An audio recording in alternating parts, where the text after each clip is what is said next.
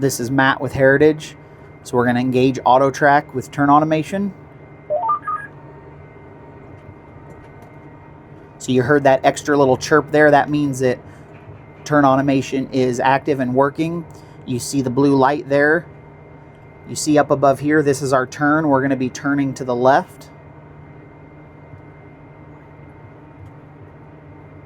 The white line is the path that the tractor is going to take, whereas the green line is the path that the implement's going to take. You saw that pop up saying that our sequence was completed, the planter was raised.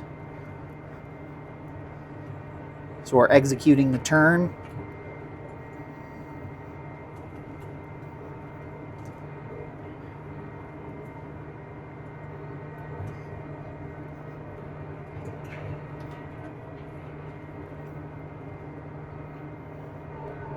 The planter starts to lower, and you see that that sequence was executed.